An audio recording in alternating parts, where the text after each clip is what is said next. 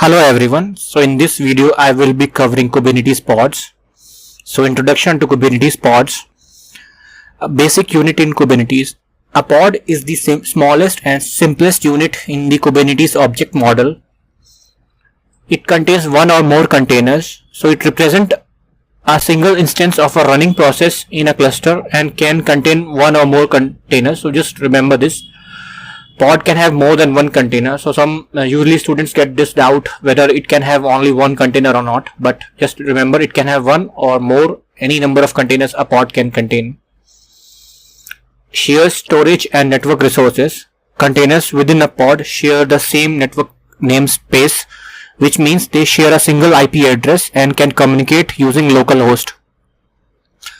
So very high level diagram. So you have cluster and you have nodes. So these are the machines, and then on those machines, pod, which is the smallest unit, deployable unit, they just run, and a node can have any number of pods and pods can have any number of containers. Pod lifecycle. First is pending. A pod is in this state when it has been accepted by the Kubernetes system, but one or more containers have not been started yet. Running. A pod is in this state when all of its containers have been created and at least one is in the running state. Succeeded. A pod enters this state when all of its containers have completed successfully. And failed. A pod enters this state when at least one container has terminated in failure. So this is the life cycle. You have pending, scheduling, then it goes into running. Then if pod completes, then it will be succeeded. If there is a termination, it will go into failed state. And if it is a deletion which is happening, this is a temporary phase, it will be going into terminating phase. Multi-container pods. Share storage volumes. Containers within a pod can share the same storage volumes, which allows them to access the same files. Tightly coupled applications. Multi-container pods are useful for deploying tightly coupled applications such as web server and its caching system. Inter-container communication. Containers within a pod can communicate with each other using localhost and shared environment variables. So this is a single pod. In this example, you have 3 containers, and these 3 containers can just communicate with each other freely. There is no restrictions, and they are just communicating with each other by using localhost IP address. Pod networking. Shared IP address. All containers within a pod share a single IP address and port range, which allows them to be treated as a single unit for networking purpose. Communicate via localhost. Containers within a pod can communicate with each other using localhost. And expose services with Kubernetes services. To expose a pod's functionality to other pods or external clients, Kubernetes services can be used. So you have container, which we have already seen. This is like free localhost communication, and if you want to communicate with other pods, you will have to expose them as service. Managing pods with controllers. So you have a few types of controllers. Replication controllers ensure that a specified number of pod replicas are running at any given time. ReplicaSets. ReplicaSets are an updated version of replication controllers, offering more flexibility and functionality. So replication controllers was a previous object kind. Then came ReplicaSets.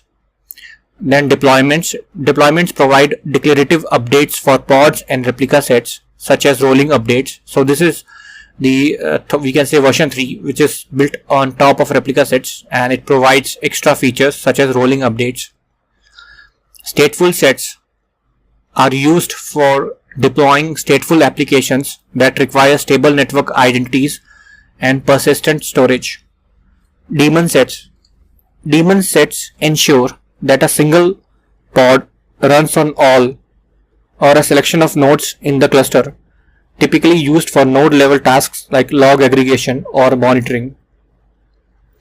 So we have all these different types of pod superset. We have deployment, which consists of replica set, which in turn uses pods, and then we have stateful set and we have daemon set. Pod health checks. Liveness probes. Liveness probes are used to determine if a container is still running and healthy. If a liveness probe fails, Kubernetes will restart the container. Readiness probes are used to determine if a container is ready to accept traffic. A failed readiness probe will result in the pod being removed from the list of available endpoints for any associated services. Configure using HTTP, TCP or exec. So both liveness and readiness probes can be configured using all these three: HTTP, TCP or exec, or a custom command executed within the container. So this is liveness and readiness probe. And liveness probe success, then container running. If liveness probe fails, then container will get restarted. But readiness probe is slightly different. So if readiness probe is successful, then pod is ready and traffic can be served by the pod. If fails, then pod is not ready and traffic will not be sent to the pod. Pod resource management. Resource request. Resource requests are used to specify the minimum amount of CPU and memory required by each container within a pod. Kubernetes will use this information to schedule the pod on a suitable node. Resource limits. Resource limits define the maximum amount of CPU and memory that a container is allowed to use. If a container exceeds this limit, it may be terminated or throttled.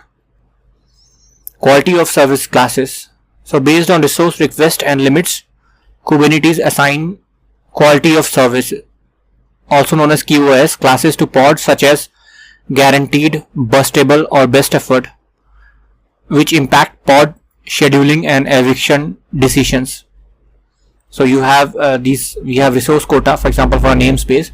So this resource quota says that you can have 2 CPU and 2 GB of memory for a namespace.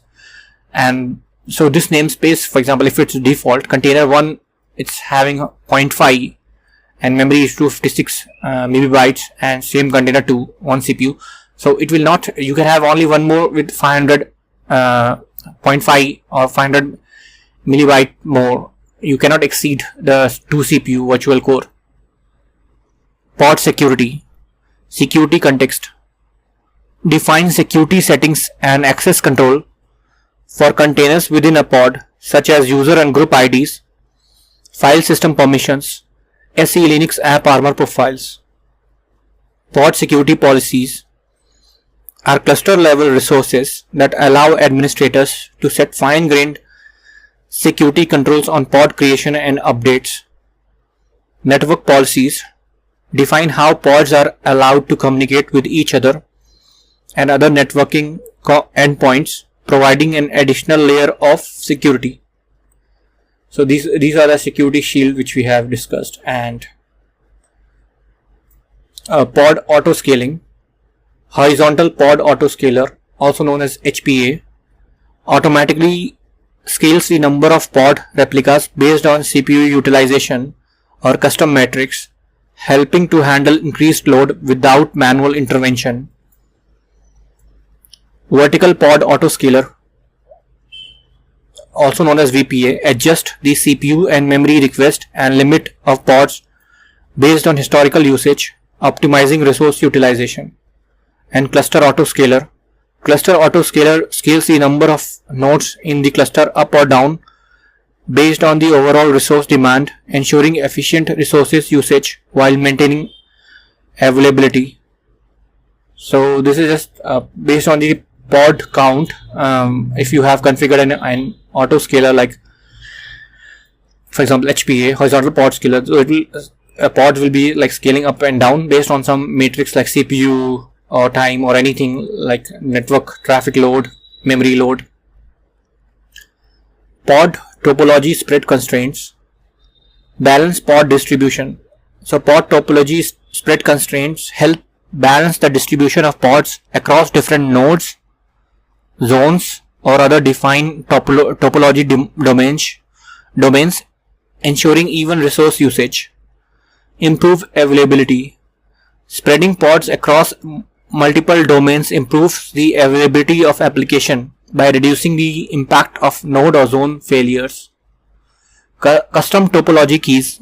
Custom topology keys can be defined based on node labels, allowing fine-grained control over pod distribution. So you have zones, and if you have pod topology constraints, so it will get evenly distributed. Let's say you have 2 zones and you have got 2 node in each zone, so the pod will get evenly distribute. So let's say zone B got occupied, and if you have a new pod with 2 count, it will actually see which zone is free and it will allocate based on that. Pod affinity and anti-affinity. Pod affinity allows specifying that certain pods should be placed on same node or in the same topology domain as other pods, useful for scenarios like co-locating services for better performance. Pod anti-affinity ensures that certain pods are not placed on the same node or topology domain as other pods, providing fault tolerance and load balancing benefits. Node affinity. Node affinity is a related concept that allows specifying constraints on which nodes a pod can be scheduled based on node labels. So you have pod affinity and anti-affinity, and based on that, if there is affinity, those pods get assigned to the node. If there is an anti-affinity, a pod will not get assigned to that node and it will go to the other node. Okay, pod disruption budgets. Pod disruption budgets allow defining the maximum number of concurrently disrupted pods in a replica set, deployment, or stateful set, ensuring that a minimum number of replicas remain available during the maintenance or failures. Ensure high availability. PDBs help maintain high availability of applications even during cluster updates, node failures, or other disruptions. Voluntary and involuntary disruptions. So PDBs consider both voluntary disruptions, example cluster updates, and involuntary disruptions, example node failures, to ensure application availability. So you have allowed disruption.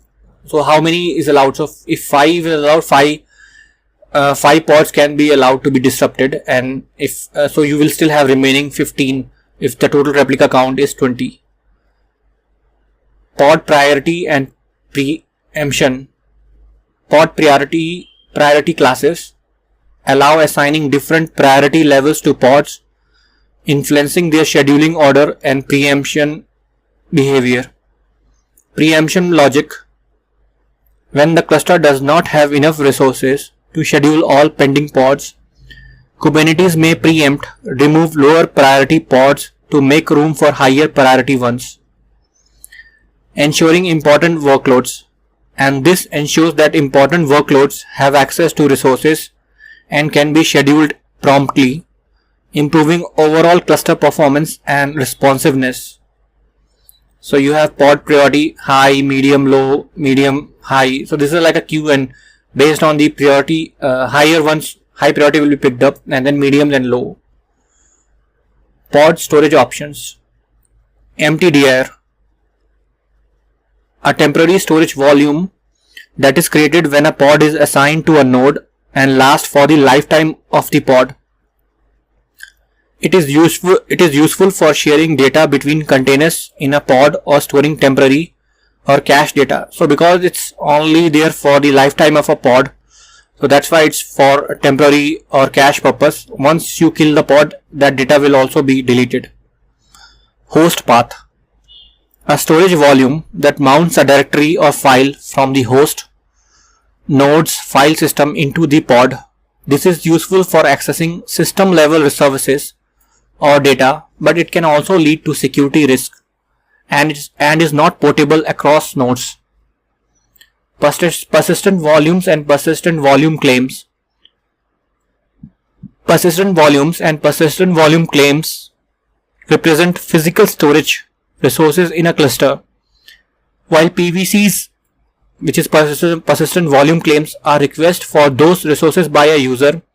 This model provides a way to manage persistent storage that is independent of pods and containers, ensuring data persistence across pod restarts and node failures. So this is mostly used in some kind of a cloud environment or shared storage, where the pods can request persistent volume claims, and if persistent volumes are available in the cloud's storage, for example EBS in AWS cloud, those claims will get fulfilled and storage will be allocated. Even if you kill the deployment or the pod, the storage based on how you have configured, that data will not get lost. And if you have new pods coming up, they can attach to the existing persistent volumes. So we have three types of storage: empty dir host path, and then this is more typical for the real production workloads. And then you have persistent volume claim, and that gets attached to a persistent volume. Pod logging and monitoring. Container logs. Kubernetes aggregates logs from all containers within a pod, allowing developers and administrators to easily view and troubleshoot issues. Kubernetes metrics. The system exposes various metrics about pods, containers, and other resources, which can be used to analyze performance and resource usage. Monitoring tools and integration. Kubernetes can be integrated with various monitoring tools such as Prometheus, Grafana, ELK Stack for comprehensive view of clusters' health and performance. So you have pod, and then you have from all the containers, the logs will be collected, or the matrix can be collected and sent to a logging or a monitoring system. Conclusion. Key component of Kubernetes architecture. Pods are a fundamental component of Kubernetes architecture, representing the smallest deployable units in a cluster. Flexible and extensible. Kubernetes pods offer flexibility and extensibility for deploying applications, supporting a wide variety of use cases and workloads. Numerous management and configuration options. With numerous management and configuration options, including controllers, health checks, auto-scaling, and storage, Kubernetes pods provide a robust foundation for building and operating modern applications in a cloud-native environment. And this is what we have covered. Just a recap: we have lifecycle, multi-container pods, networking, controllers, health checks, resource management, security, auto-scaling, topology constraints, affinity, pod disruption budgets, priority and preemption, storage options, logging and monitoring. And that's all. Thanks for watching.